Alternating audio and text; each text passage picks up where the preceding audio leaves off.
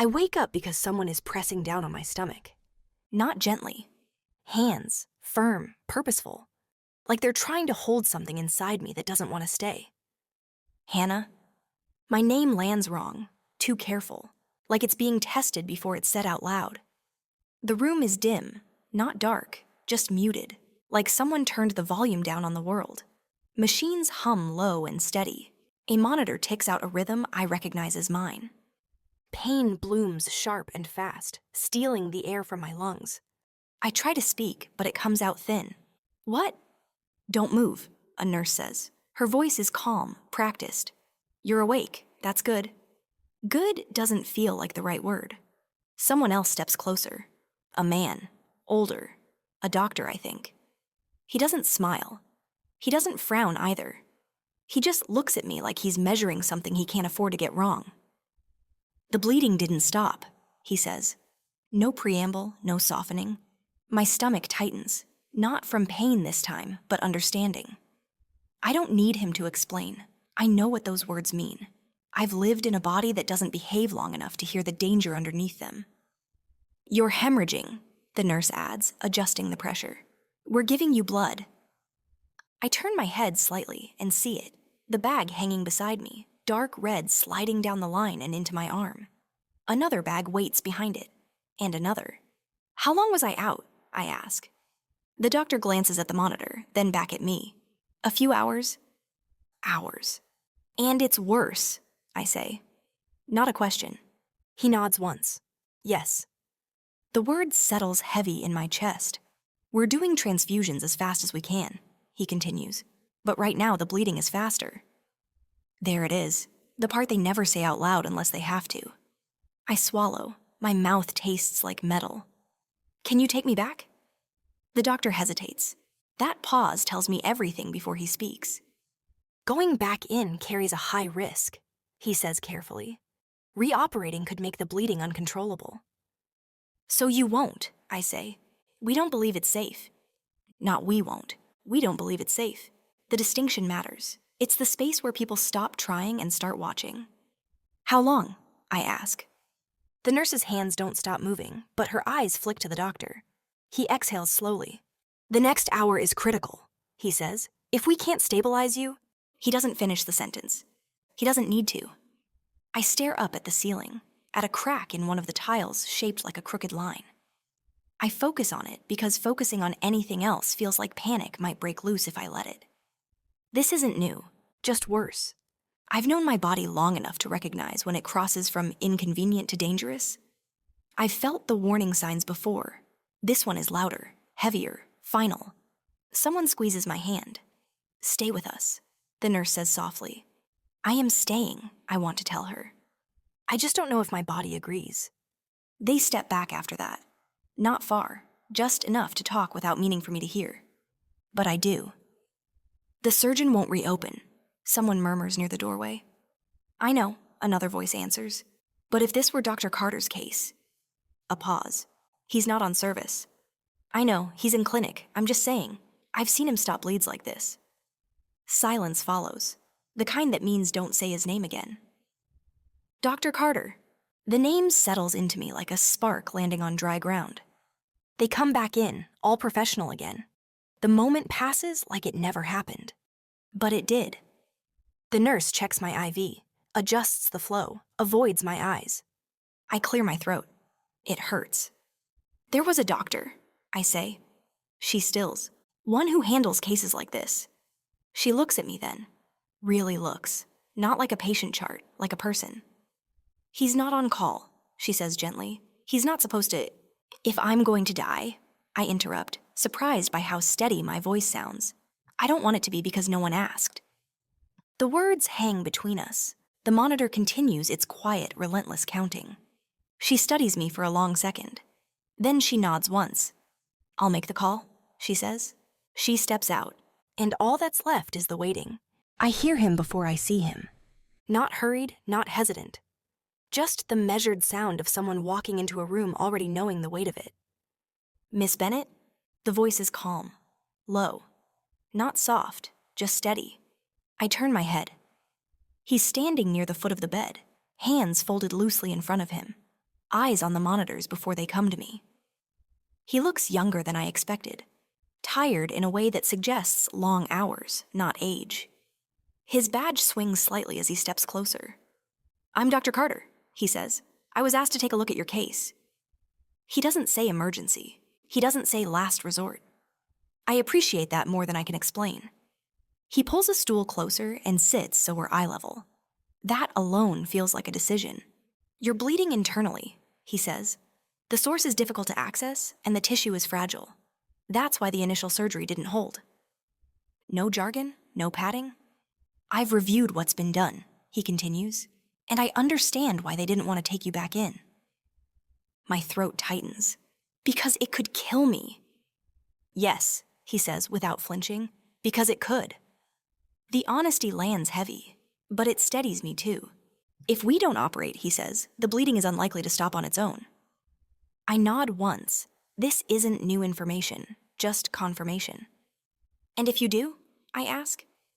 He doesn't answer right away. He studies my face like he's checking that I really want the truth. "There's a chance I won't be able to control it," he says.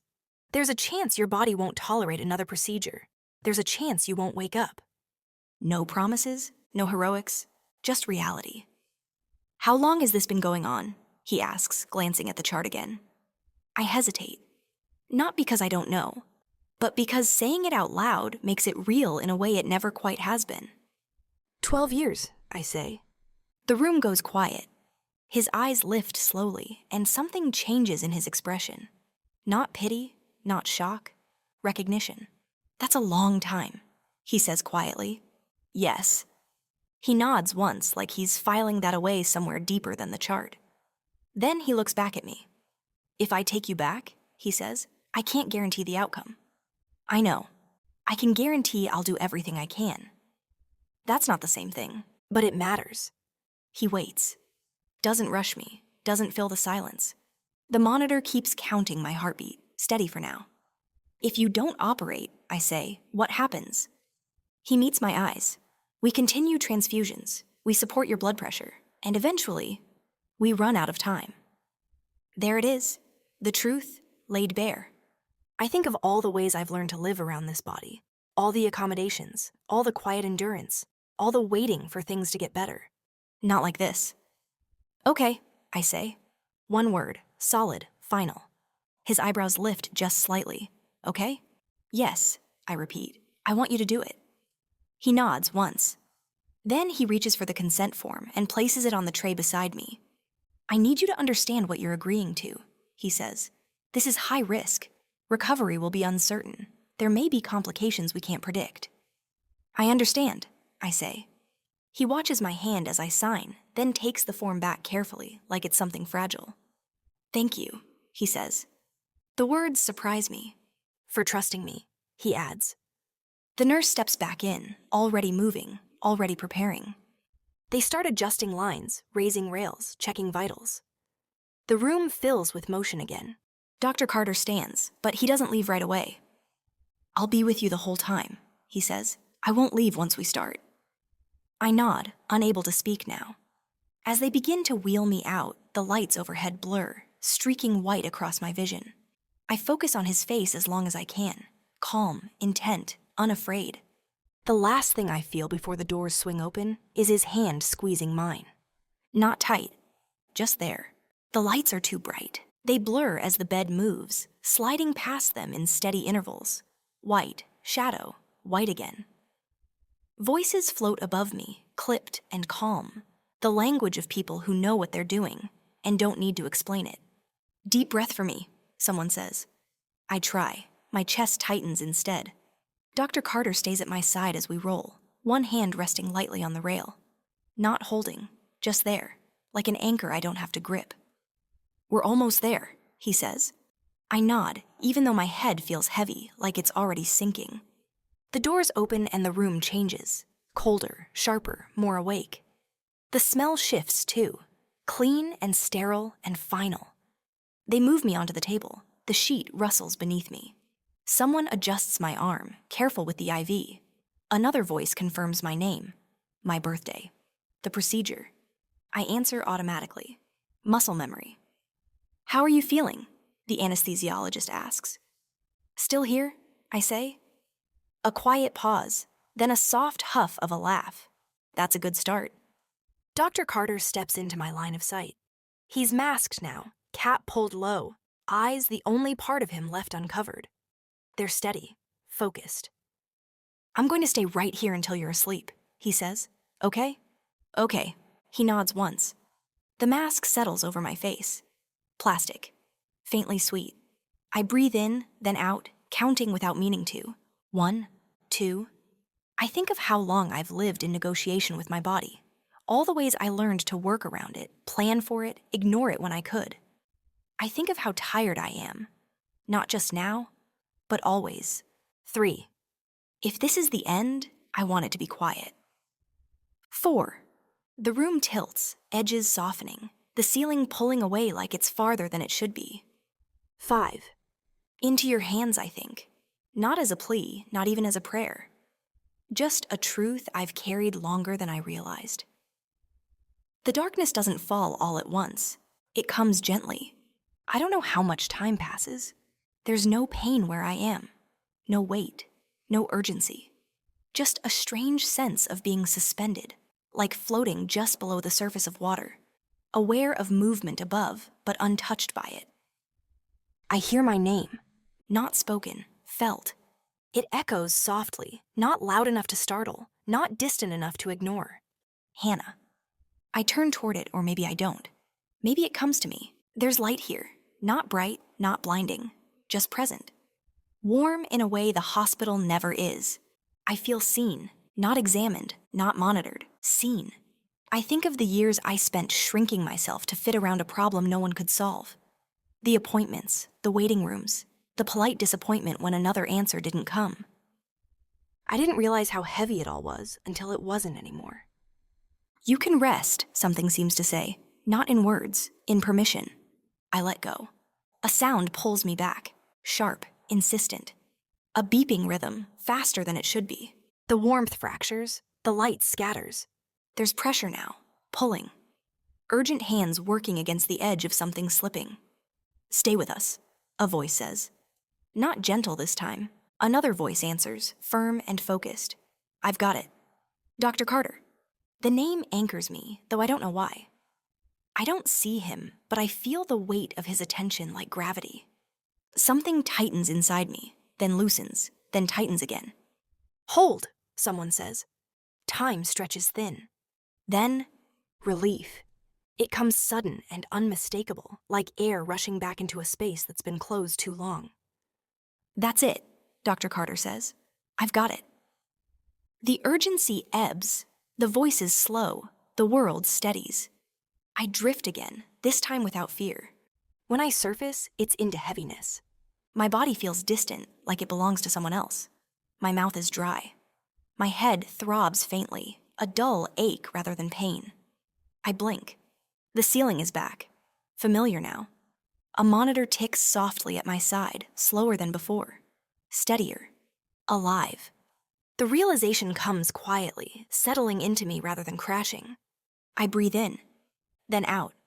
Someone notices. She's waking up. I turn my head just enough to see him standing near the doorway, mask gone, eyes tired but bright with something like relief. Dr. Carter. He meets my gaze just for a moment and nods. You're okay, he says. You made it through. I want to say thank you. I want to say 1,000 things. But the world pulls me under again before I can manage any of them. This time I go willingly. I wake up slowly. Not all at once, not like flipping a switch, but in pieces, as if my body is deciding which parts of me it's willing to give back. Sound comes first, a steady beeping nearby.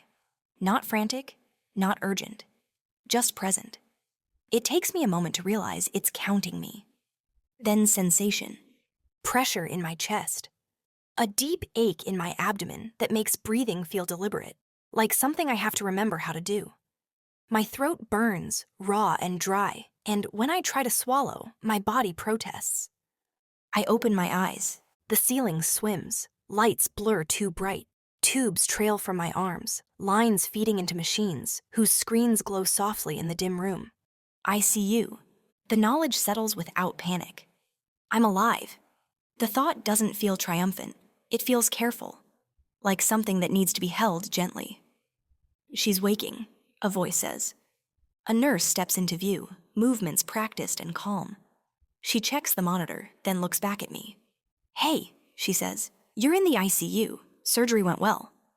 Safe isn't the word she uses, but it's the one that lands anyway.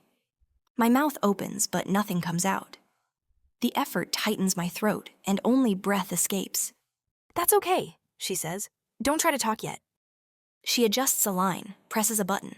Cool fluid moves into my arm. How's your pain? I search for the right word.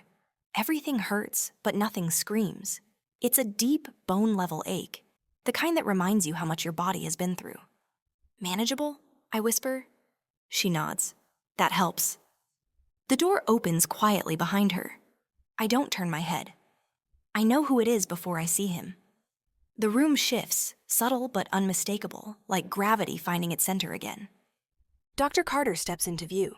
He looks different without the urgency of the OR.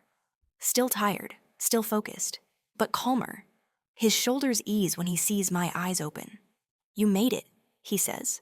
No flourish, no relief-laced smile, just truth. Something inside me gives way. Tears slip down the sides of my face before I can stop them. I don't sob.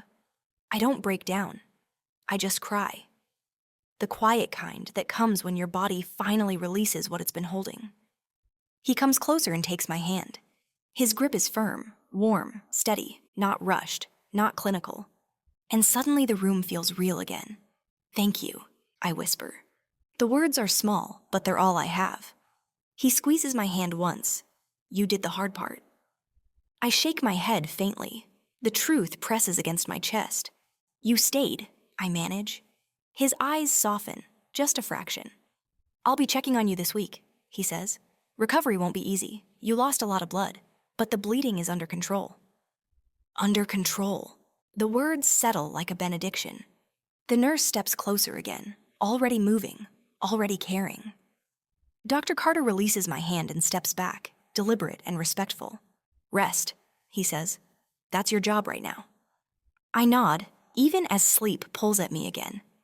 As he leaves, the room doesn't feel empty. It feels held. The beeping continues, steady, patient, counting out my life one quiet moment at a time.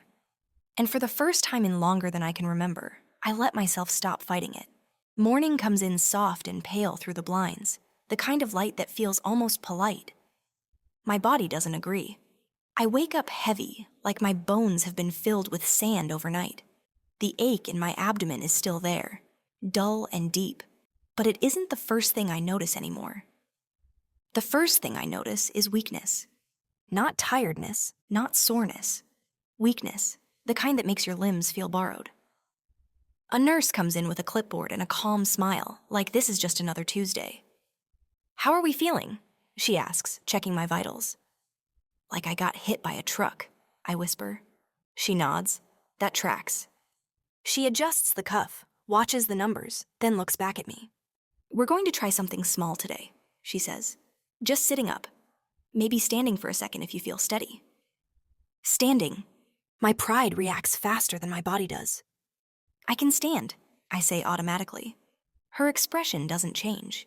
We'll see. She lowers the bed, helps raise the head so I'm not flat anymore. The room shifts. Not spins, just tilts, like the world is slightly off-center. I swing my legs over the side of the bed. For 1 second, I feel fine. And then everything drains out of me. The room doesn't tilt anymore. It pulls. Black spots creep at the edges of my vision. My stomach turns. I grip the rail. The nurse's hand is instantly on my wrist. Okay, pause. I'm fine, I say, even as my voice sounds far away. She gives me a look that says she's heard that word from 1,000 people who weren't. Breathe, she says, slow. I do. The black spots retreat. My heart thuds too loud in my chest, like it's reminding me it's still working. Let's just sit for a minute. I nod, jaw tight. She brings me a cup with a straw. Small sips. The water is cold and perfect, and still effort to swallow. When she's satisfied I'm steady, she checks my IV, straightens the blankets, and glances at the door. "I'll be right outside," she says. "Call me if you feel dizzy." "I won't." She arches one brow. "Of course you won't." Then she's gone.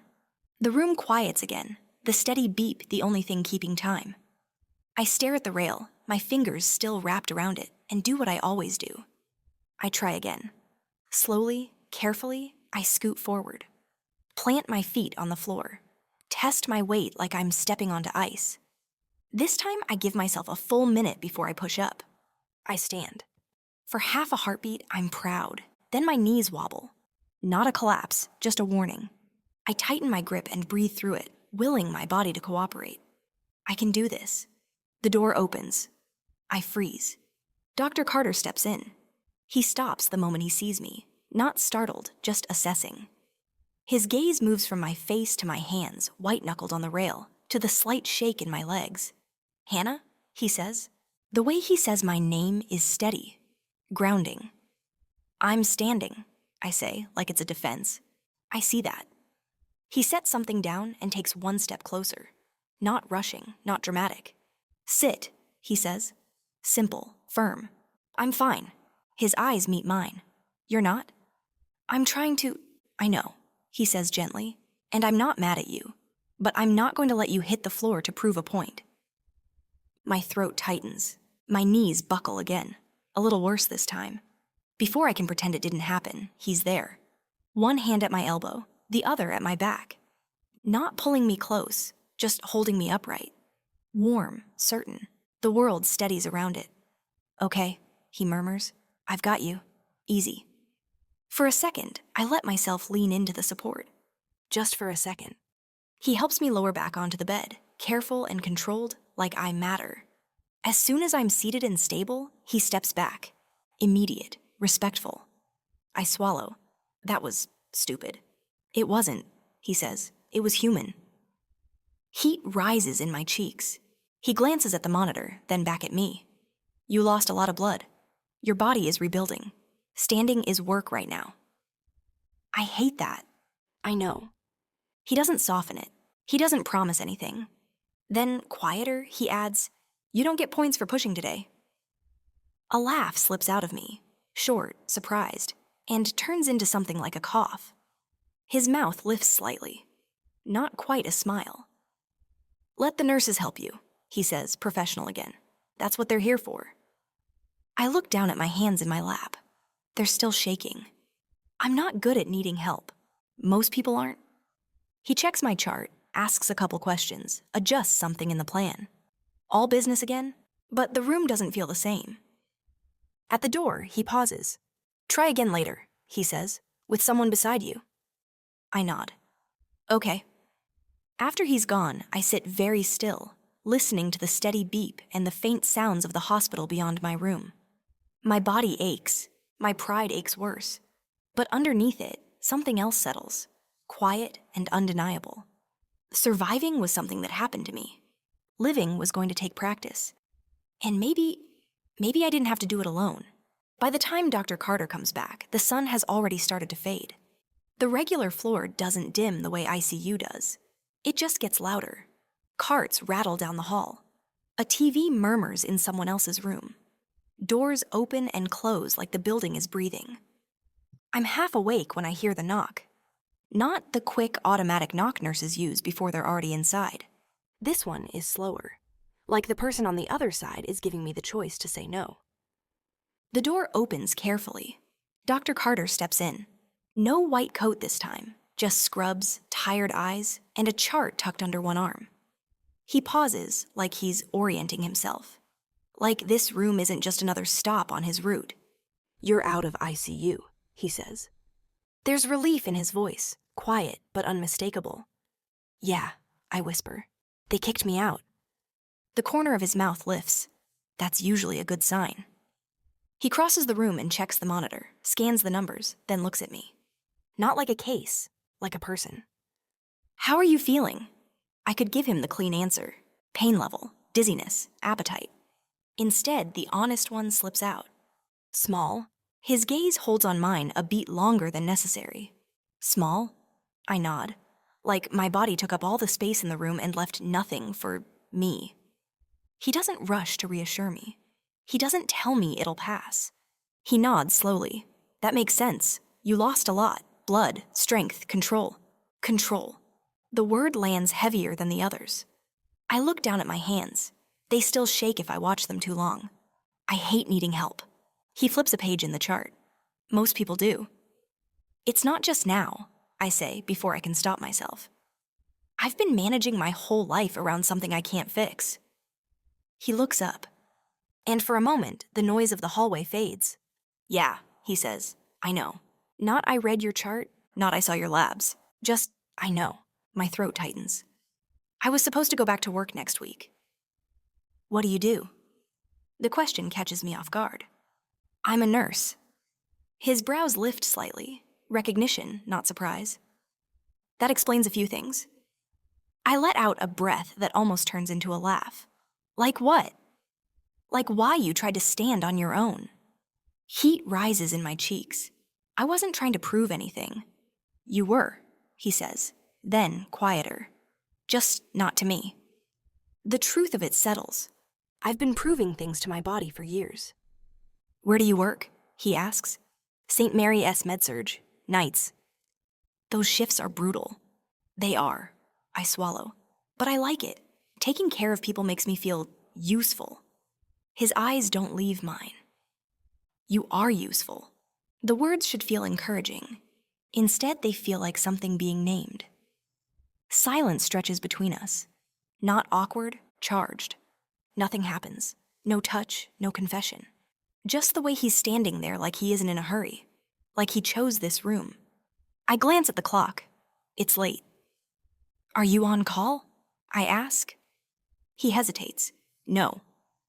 The answer lands softly and changes everything. If you're not on call, I say, why are you here? He looks down at the chart, then back at me. Because I said I'd check on you. It's true. It's also not the whole truth. I can hear that in the space he leaves around the words. A nurse passes in the hallway. Footsteps echo. The hospital returns. He clears his throat. Your labs look better, he says, professional again. We'll keep monitoring your hemoglobin. You'll need to take it slow. I don't really know how. You'll learn, he says, or you'll fight it first. A quiet smile pulls at my mouth. Probably the second one. I figured. He glances toward the door, a reminder of the line. I should let you rest. But he doesn't move right away. Hannah, he says, voice lower now. Yes? If anything feels off tonight, you call. I will. He nods once like he needs to believe me. Then he leaves. The door clicks softly behind him, and the room feels colder. Not because he was warm, because something in me woke up while he was here. Something that has nothing to do with bleeding, nothing to do with survival. I stare at the door, listening as the hallway noise settles back into its rhythm. And I know, with quiet certainty, this isn't gratitude anymore. This is something else. Discharge comes quietly. No announcement, no ceremony.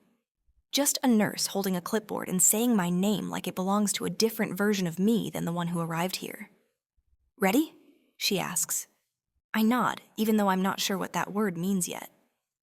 They help me into a wheelchair because policy says they have to, not because I can't walk. I could, slowly, carefully.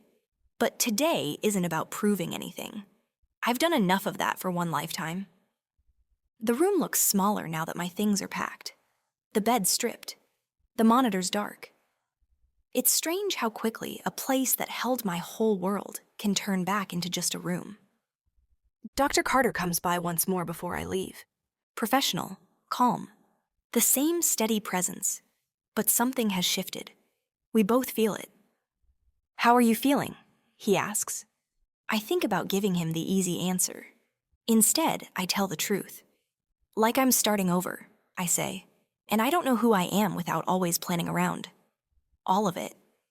He nods slowly, like that makes sense. Like it's something worth sitting with.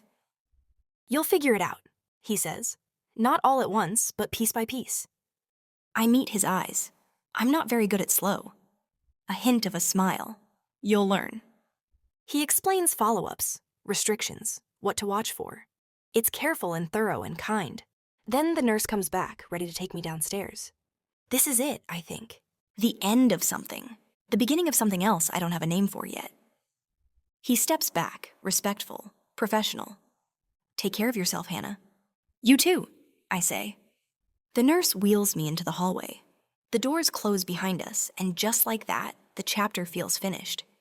We make it halfway down the hall when I hear my name again. Hannah. I turn. Dr. Carter is walking toward us, a little faster than he needs to be. Not running, just not waiting. He stops a few feet away, breath steady, eyes intent. Sorry, he says. He pauses, like he's choosing his words carefully. Like he knows exactly where the line is. When you're no longer my patient, he continues, and only if you'd like to, my heart gives a small, startled beat. I was wondering if I could take you for coffee. The hallway seems to hold its breath. Not now, not today, not anything defined, just later. Possibility, choice. I don't rush my answer. I think about how long my life has been about managing, enduring, pushing through, and how different this feels. I'd like that, I say. His shoulders relax, just a fraction. Okay, he replies. Then I'll look forward to it. The nurse glances between us, pretending not to notice anything at all. Dr. Carter steps back, giving me space again. Always respectful, always careful. Take care, he says. I will. As we head toward the elevator, I don't look back.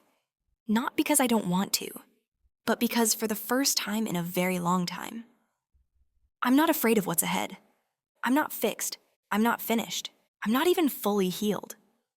But I'm seen, and that feels like the beginning of something I've been waiting for, longer than I ever knew how to count.